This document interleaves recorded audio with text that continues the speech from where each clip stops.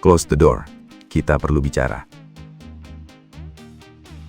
Gua nggak ngerti kenapa setiap kali ada atlet kita yang bikin gebrakan sedikit aja, orang-orang langsung kehilangan akal sehatnya. Timeline gua penuh, notifikasi gua meledak, semua orang teriak Indo Pride, semua orang teriak juara dunia. Come on, gua di sini bukan buat jadi cheerleader kalian. Gua di sini buat jadi rem tangan biar kalian nggak nabrak tembok ekspektasi yang kalian bangun sendiri. Kita bahas Veda Ega Pratama, Moto3 2026, Thailand, finish kelima. Oke, tarik nafas. Sebelum lo mulai ngetik komentar pembelaan atau serangan balik ke gua, sit down and listen. Masalahnya di sini bukan soal Veda.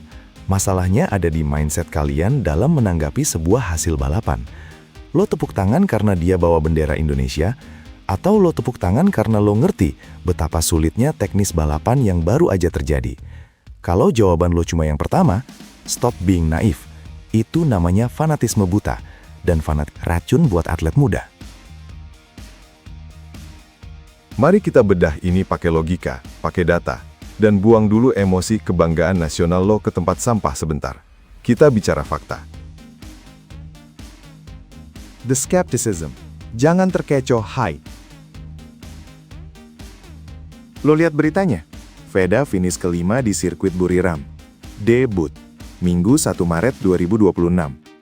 Orang awam bakal bilang, wah gila, hebat banget, langsung 5 besar. Tapi smart people, orang-orang yang beneran ngerti balapan, bakal nanya dulu, kondisinya gimana?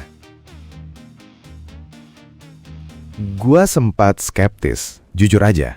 Gua mikir, paling ini faktor keberuntungan atau banyak crash di depan.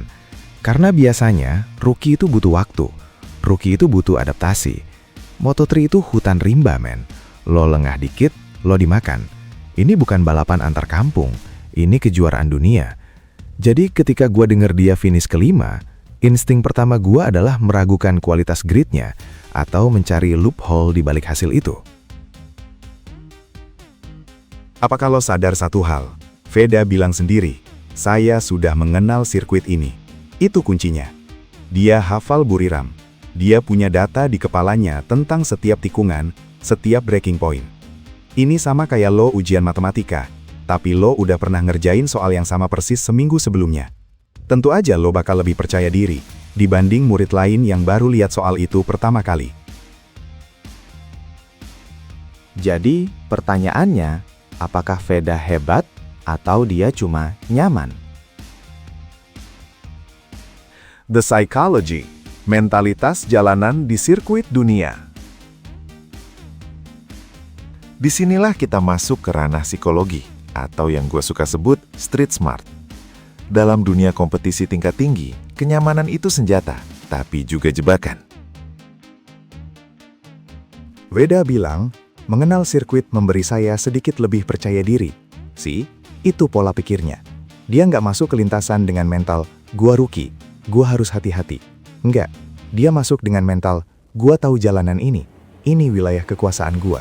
Itu bedanya mindset pecundang sama mindset petarung.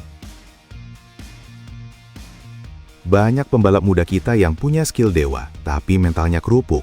Begitu ketemu nama-nama besar Eropa, langsung ciut. Tapi Veda, dia mainin psikologis lawan. Dia nggak peduli siapa itu Adrian Fernandez. Dia nggak peduli siapa itu Alvaro Carpe. Di lintasan, nobody cares about your feelings. Lo lambat, lo minggir. Analogi kasarnya gini, lo masuk ke kandang buaya. Kalau lo ragu-ragu, lo digigit. Tapi kalau lo masuk dengan dominasi, buayanya yang mikir 2 kali. Veda melakukan itu di Buriram. Dia nggak cuma ikut balapan, dia berani menyalip. Dia sempat ada di posisi ketiga di lap ke-8. Dia nyalip Fernandez, pembalap Leopard Racing yang motornya terkenal kencang itu. Itu bukan keberuntungan, itu nyali. Sekarang, ayo kita hilangkan filter dan bicara data. Data is data. Angka nggak bisa bohong. Beda sama perasaan lo yang gampang baper. Faktanya adalah, Veda Ega Pratama adalah pembalap Honda terbaik di balapan itu. Titik. David Almanza, KTM. Maximo Quiles, KTN. Valentin Terrone, KTM. Álvaro Carpe. 5. Veda Ega Pratama, Honda. Lo perhatiin polanya. 4 besar dikuasai motor KTM. Motor Eropa lagi dominan-dominannya di 2026 ini. Dan siapa pembalap pertama yang berhasil memecah dominasi itu dan nyelip di 5 besar? Veda dengan Honda tim Asianya. Insight buat lo yang ngaku ngerti balapan. Motor Honda di Moto3 belakangan ini bukan motor yang paling gampang dibawa kencang dibanding KTM. Fakta bahwa dia bisa finish di depan Adrian Fernandez, posisi 6 Honda, dan Brian Uriarte, posisi 7 KTM, itu big deal. Fernandez itu bukan anak baru, dia udah punya pengalaman bertarung di level ini. Veda, bocah 17 tahun, rookie, datang dan bilang minggir lo ke seniornya.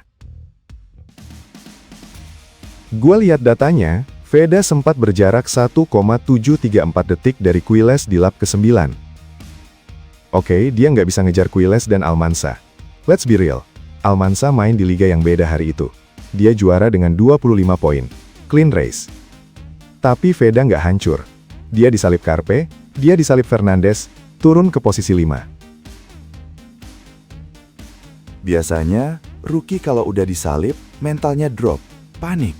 Terus melorot sampai posisi 15. Tapi Veda, dia balik lagi. Dia fight back. Dia ambil lagi posisi itu. Dia finish 11 poin.